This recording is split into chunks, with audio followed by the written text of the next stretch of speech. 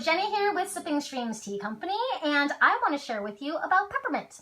Peppermint is very, very common. A lot of people even call it peppermint tea, but it's actually not a tea. It's a plant. It's an herbal from peppermint, and there's a bunch of varietals of mint that are out there. But specifically, I'm showing you today peppermint leaves, and also peppermint is caffeine free because it is not from the tea plant itself, which makes white tea, green tea, oolong, black, or pu'er.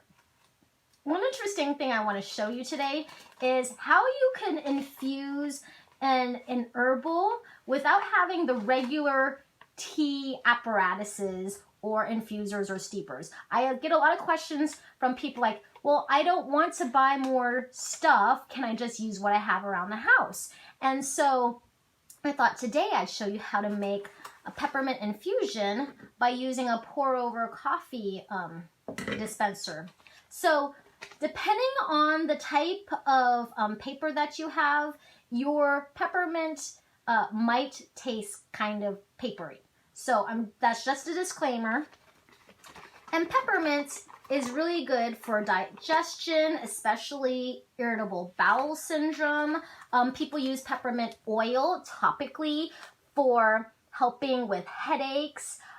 It's good sometimes for nausea and indigestion, and some people have used it for colds because it's been around for a long time, and those are culturally accepted practices of peppermint. Now, peppermint is great because it's caffeine free, and you can use it as a breath freshener. You can have it hot or iced, and it's been around for so long, but there's not a lot of proof of what it actually does other than research on irritable bowel syndrome. So if you have issues with digestion, it's usually a good one to have, just like ginger is. So I'm going to put in normally a heaping teaspoon because you want 2.5 grams per 8 ounces of water. Now, normally you use 2.5 grams of whatever it is in 8 ounces of water. This one you would normally steep for 3 to 5 minutes with boiling hot water. I am using this little paper filter for a pour-over coffee, but I'm actually going to put peppermint in it because it's more forgiving. So this is something that I don't usually use for teas unless all of my tea infusers still have tea leaves in them and have not taken the time to clean them. So this is an alternative of how you can steep tea. It's not necessarily proper, but it's a great easy way to steep something when all of your infusers have tea leaves in them and you don't want to throw them out, or it's gotten moldy and you don't want to clean it and such and such. So just like you're making pour over coffee, you're going to just put your boiling hot water over it. Now it really depends on the size of the opening of your pour over little cup, because some will drain faster than others. So if the draining rate is very quick, you're going to want to use more leaves because it's going to make it a lighter flavor.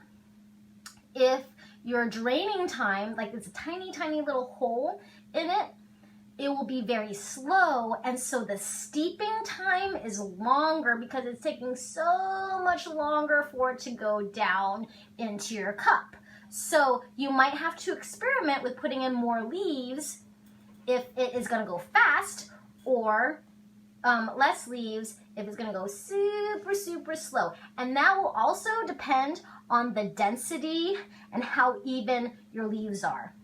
Now, I just filled this up and only made like half a cup. So I'm going to put some more in there. Just trying to like cover it up. Now, this is not the most professional way to make a cup of tea, but it is a great alternative if you're just trying to scrounge up something to strain out your tea leaves if you don't want tea leaves in your cup. And you can see it like dripping down through the bottom. Again, it depends on what your paper is made out of, and it might taste very papery, and it might affect the flavor of your tea. But if you're not super picky and you just want a cup of peppermint because you have a tummy ache or you have a headache and you just need something, this is a great way to just get it done really easily, and then you can throw away the bag in the end. So, quick, easy way to make some peppermint. and it's so fragrant and so strong, depending on the quality and freshness of your peppermint, that sometimes you don't need to have a lot of it. Now, if you have some old peppermint lying around, the essential oils are going to evaporate, so you do want to use more leaves if you feel like not throwing it away and wasting it. I mean, it hasn't gone moldy, it's still dry, but there is a shelf life on teas and on herbals that when they get stale, they just don't have that oomph, that potency, that freshness that you want. So you might want to use more of it, but this is a very, very fresh peppermint, and I hope that you enjoy it, try it, experiment with different ways to extract and make your cups of tea or tisanes, because this is peppermint, so it's a tisane that's caffeine free. And if you have any questions at all, let me know, and I would love to cover any interesting topics you want me to cover about tea, history, how to infuse it, recipes, and such. So thank you so much for joining me, and if you want to learn more about tea, definitely join our private Facebook group, the Sipping Streams Tea Tribe, and we have lots of great tips in there and free workshops every so often. Thank you so much.